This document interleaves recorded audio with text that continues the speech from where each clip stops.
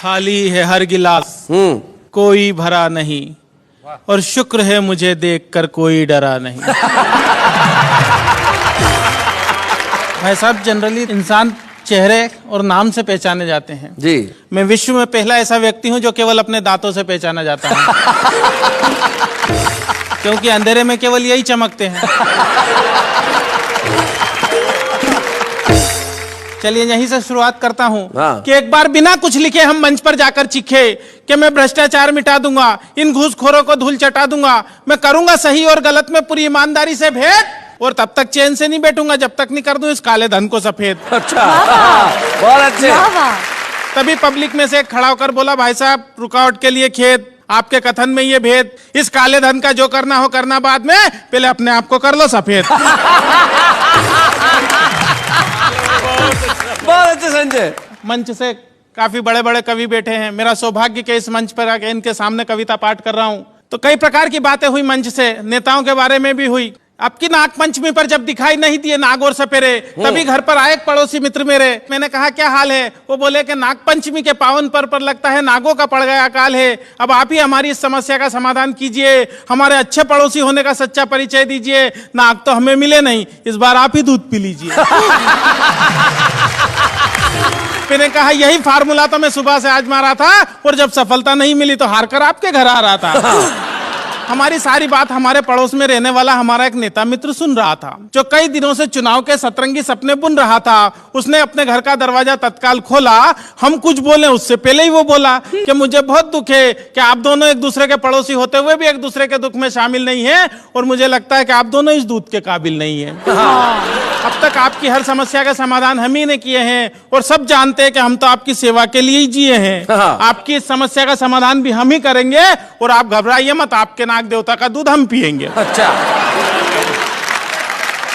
मैं समझ गया नेताजी का दूध के प्रति ये लगाव। दरअसल आने वाले हैं कुछ दिनों बाद चुनाव। क्या बात है। मैं भी मौका नहीं चुका, और नेताजी इससे आगे कुछ न बोले, इसलिए एक पल भी नहीं रुका, और दूध से भरा हुआ प्याला नेताजी की ओर बढ़ाया।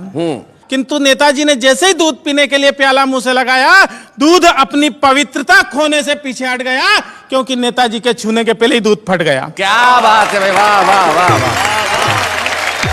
नेताजी के छूने के पहले ही दूध फट गया। हमने कहा नेताजी ये तो सब आपकी राजनीतिक शतरंज के चुनावी पासे हैं, और आप दूध के नहीं इस देश की जनता के खून के प्यासे हैं। वाह वाह वाह वाह, बहुत अच्छा, बहुत बढ़िया। मंच से ससुराल के बारे में भी बात की गई। मेरे जन्म ने नई नई समस्याओं को जन्म दिया भाई साहब। तो मेरे जन्म के तुरंत बाद एक चिंता मेरे बापू को सता रही थी, क्योंकि मेरे भविष्य से ज्यादा उन्हें मेरी शादी की फिक्र खा रही थी। मेरे जन्म के तत्काल बाद मेरे पिता भगवान से बोले कि हे भगवान, तूने एक ऐसा खेल खेला और एक बेटा दिया तो वो भी काला था पहले। एक दिन मेरे पिता मुझे हाथ पकड़ कर ले गए स्कूल में भर्ती कराने के लिए। तो स्कूल का प्रिंसिपल हाल में आकर बोला कि एक आइटम आया है स्कूल में बच्चों को डराने के लिए। हमने जैसे तैसे शिक्षा का स्वाद चखा, और धीरे धीरे जवानी की दहलीज पर कदम रखा। जवानी में पहुंचकर हमारी सूरत और भद्दी हो गई, क्योंकि शारीरिक अंगों में असामान्य वृद्धि हो गई। एक दिन एक लड़की वाले आए मुझे देखने, और मेरी खूबसूरती पर लगे अपनी आंखें सेकने। जाते जाते वो मुझे हक्का बक्का कर गए, हाथ में 500 का नोट धरा और रिश्ता पक्का कर गए। मैं गया तोरण के पास, तो आरती की थाली लिए खड़ी हुई थी मेरी सास। ससुर जी बोले जमाई जी पैदल ही आए हो, घोड़ी नहीं लाए हो? मैंने कहा ससुर जी घोड़ी की किस्मत जाग गई, और मुझे देखा तो वो भी डर के भाग गई। शादी के बाद का दृश्य तो और भी कमाल था। डर के मारे मेरा बुरा हाल था। मैंने जैसे ही पत्नी का घूंघट उठाया तो वो मुझे देखकर मुस्कुराई, न डरी न चीखी न चिल्लाई। अच्छा। उसकी मुस्कुराहट देखकर मेरे भी मन का खौफ भगा, और मैंने पूछा क्या बात है, तुम्हें मुझे देखकर डर नहीं लगा? पत्नी बोली मैं एक नहीं दो नहीं पूरे 7 जन्मों के लिए आपसे बंधी हूँ, और डरने की क्या बात है, मैं तो जन्म से ही अंधी हूँ।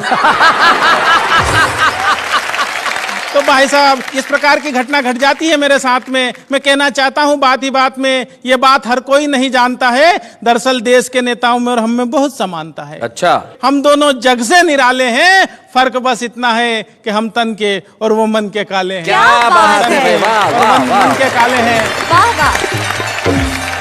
और तमाम बातें करने के बाद अपनी काव्य यात्रा यहाँ से खत्म करना चाहूंगा कि गरीब के मुंह से छिनते निवाले देखे हैं, हमने रोटी सेकती हुई माँ के हाथों में चाले देखे हैं, और हम तो सिर्फ तन के काले हैं मित्र मेरे, हमने तन के उजले लोगों के मन बहुत काले देखे। क्या बात है, वाह वाह वाह।